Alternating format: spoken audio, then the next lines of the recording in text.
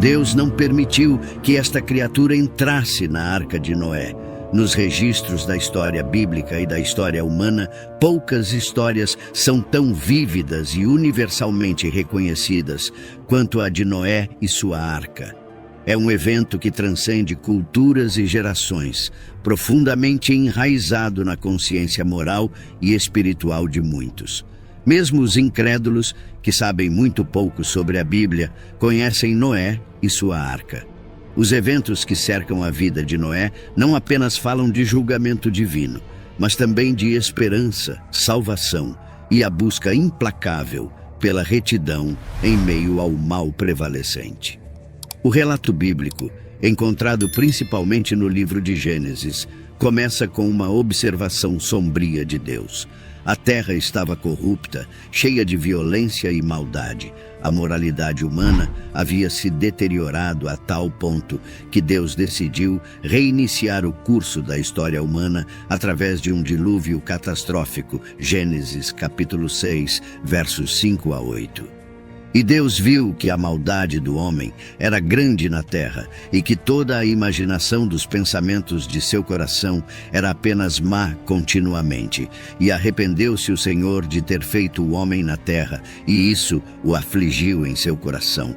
E o Senhor disse: destruirei o homem que criei da face da terra, tanto o homem quanto o animal e o réptil e as aves do céu, porque me arrependo de tê-los feito. Mas Noé achou graça aos olhos do Senhor. Foi uma decisão divina motivada pela necessidade de purificar a terra, erradicar o mal penetrante que havia se enraizado no coração e na alma da humanidade. Ainda assim, nesse julgamento abrangente, havia um farol de esperança: Noé.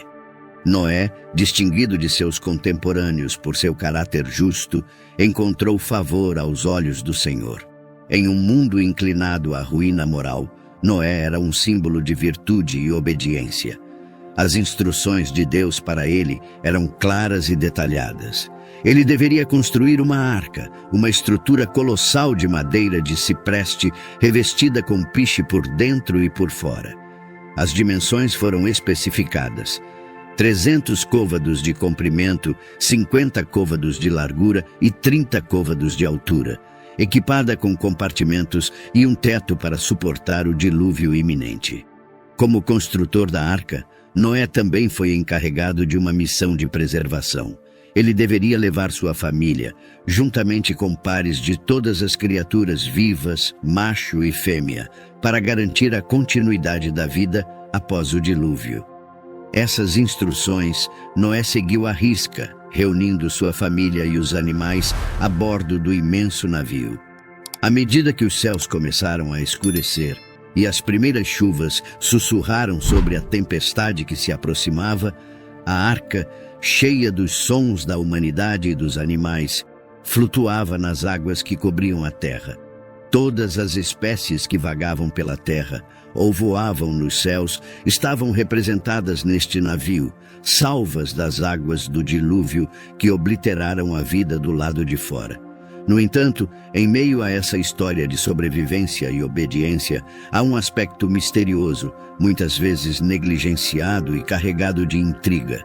Enquanto a chuva caía e as esperanças da humanidade descansavam na flutuabilidade da arca, havia uma criatura, um ser notável e controverso, que estava notavelmente ausente dos salvos, uma criatura que foi deixada para trás, uma criatura de grande estatura e importância, que foi deixada para trás, apesar da natureza abrangente do comando de Deus para preservar a vida. Esta criatura em particular foi excluída, deixada para enfrentar as águas avassaladoras sem refúgio. A criatura em questão, cercada por mitos e sombreada por textos antigos, não era outra senão os Néfilim. Esses seres, mencionados brevemente nos textos das Escrituras, são envoltos em mitos e interpretações, deixando estudiosos e teólogos a ponderar sua verdadeira natureza e origem. A referência bíblica primária aos Néfilim é encontrada em Gênesis capítulo 6, versos 1 a 4, uma passagem que precede os eventos do dilúvio. Gênesis capítulo 6, versos 1 a 4. E aconteceu que quando os homens começaram a se multiplicar sobre a face da terra e nasceram-lhes filhas, os filhos de Deus viram as filhas dos homens que eram formosas, e tomaram para si mulheres de todas as que escolheram. E o Senhor disse: Meu espírito não contenderá para sempre com o homem, porque ele também é carne, contudo seus dias serão 120 anos. Havia gigantes na terra naqueles dias, e também depois, quando os filhos de Deus entraram nas filhas dos homens, e delas geraram filhos. Estes foram os valentes que houve na antiguidade, homens de renome. Desta passagem, os Nefilim são descritos como guerreiros poderosos e gigantes, os heróis de antigamente, homens de renome.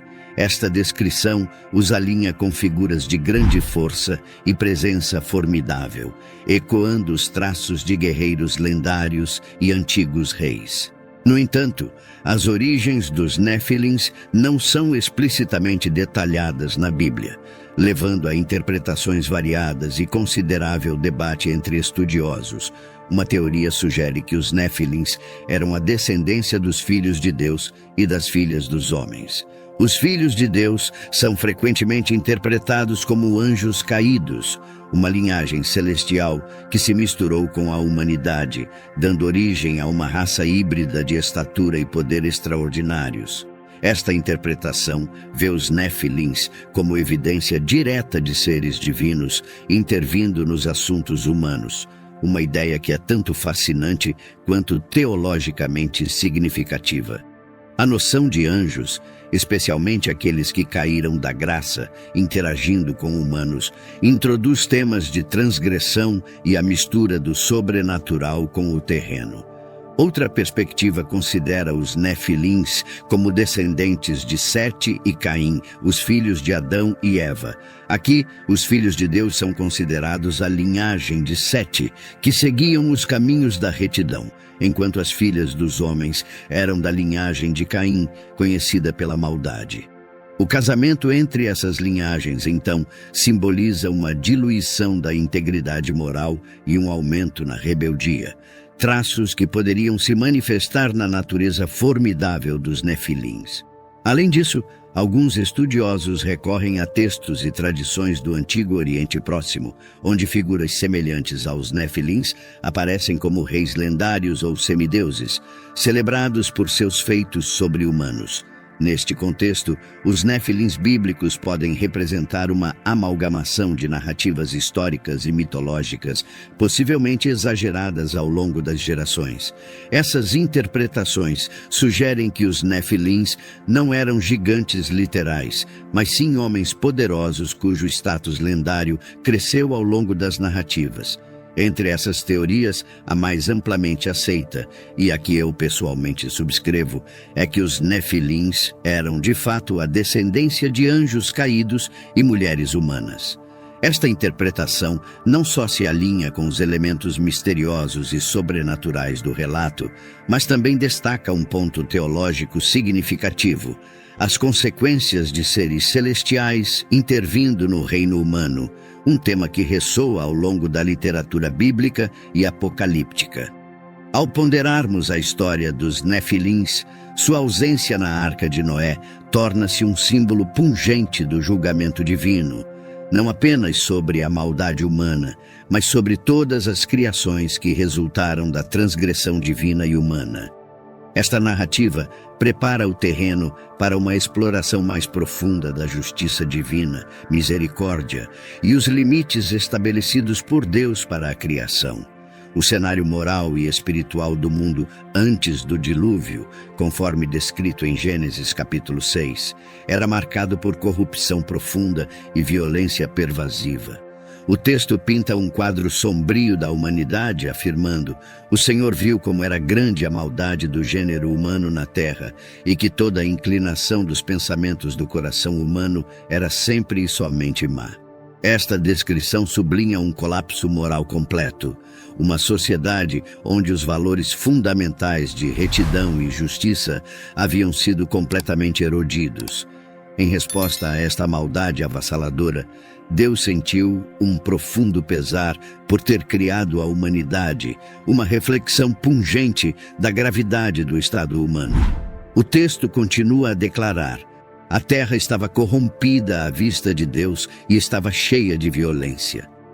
Não eram apenas as ações, mas o próprio tecido dos relacionamentos humanos que estavam corrompidos, cheios de exploração, brutalidade e injustiça. Esta violência não era aleatória, mas um sintoma de uma sociedade onde os limites morais haviam sido obliterados. Em meio a este caos, os Nefilins, mencionados como os heróis de antigamente, homens de renome, também estavam presentes. Embora o texto bíblico não culpe explicitamente os Nefilins pela corrupção, sua associação com esta era de heróis e sua linhagem notável, um híbrido de seres divinos e humanos, sugere que eles faziam parte da degeneração mais ampla. A própria existência de tais seres, nascidos de uma união que cruzou limites divinos, poderia ser vista como um símbolo das transgressões da era, onde a ordem natural estabelecida por Deus foi perturbada. Sua presença formidável e, possivelmente, seus papéis dominantes na sociedade podem ter contribuído para a violência sistêmica e a decadência moral. A exclusão dos Nefilins da Arca de Noé está profundamente enraizada no raciocínio teológico e moral, centrada na natureza de sua existência e nas circunstâncias de sua criação. De acordo com os textos bíblicos, os Nefilins eram a descendência dos filhos de Deus e das filhas dos homens, entendidos por muitos estudiosos como a prole de anjos caídos e mulheres humanas. Esta união não era apenas antinatural, mas contravenia diretamente a ordem estabelecida por Deus, mostrando uma clara desobediência aos limites divinos. Esses seres híbridos representavam mais do que apenas força física e status lendário. Simbolizavam a desobediência profunda e a corrupção moral que haviam permeado a humanidade. Os anjos envolvidos em sua criação, de acordo com os textos das Escrituras, enfrentaram consequências severas, sendo mantidos em correntes como punição por suas transgressões. Esta resposta severa destaca a gravidade de sua desobediência na ordem celestial. A decisão de excluir os Nefilins da arca reflete o plano mais amplo de Deus para purificação e renovação. Ao iniciar o dilúvio, Deus visava purificar a terra da corrupção que havia tomado conta, estabelecendo um precedente divino para a justiça e restabelecendo a ordem moral e natural. Os Nefilins, como produtos da rebelião e símbolos da decadência moral generalizada, não podiam fazer parte deste novo começo. Sua exclusão sublinha a necessidade de manter os estatutos divinos e serve como um lembrete potente das consequências de se afastar deles. Assim, o destino dos Nefilins está entrelaçado com a narrativa mais ampla do dilúvio, uma intervenção divina projetada não apenas para punir, mas para fundamentalmente reiniciar e restaurar. Ao refletirmos sobre a narrativa de Noé e os Nefilins, encontramos lições potentes que ressoam profundamente com os desafios e o cenário moral de hoje. Assim como nos dias de Noé, nos encontramos em uma era marcada por uma fascinação com o pecado. A descrição bíblica de um mundo absorvido em violência e rebelião é estranhamente reminiscente de nossos tempos atuais, onde o pecado não é apenas prevalente, mas muitas vezes celebrado e idolatrado. Este paralelo traz um lembrete severo da natureza duradoura da falibilidade humana e o padrão cíclico de decadência moral da sociedade. Séculos após Noé, Jesus referiu-se ao tempo de Noé para ensinar sobre a prontidão e a súbita intervenção divina. Esta reflexão histórica serve como um aviso e uma lição. Os padrões do passado não são meramente narrativas históricas, são roteiros da natureza humana e da resposta divina. Hoje, assim como então, vemos um mundo onde os poderosos frequentemente acreditam controlar o destino da humanidade. Riqueza e poder podem criar uma ilusão de controle, espelhando os antigos Nefilins, cuja presença formidável poderia ter-lhes dado uma falsa sensação de invencibilidade. No entanto, a história dos Nefilins e do dilúvio nos ensina sobre a soberania última de Deus. Esses seres, apesar de sua estatura impressionante e influência potencial, não estavam além do alcance do julgamento de Deus. O dilúvio foi uma demonstração definitiva de que nenhum poder ou rebelião pode superar a vontade divina. Isso serve como um lembrete crítico de que, em um mundo onde os ricos e poderosos frequentemente parecem dominar, o controle verdadeiro reside em Deus. As águas do dilúvio não discriminaram por poder ou status. Elas purificaram a terra da corrupção de maneira geral. O papel dos fiéis, exemplificado por Noé, é particularmente instrutivo para nós.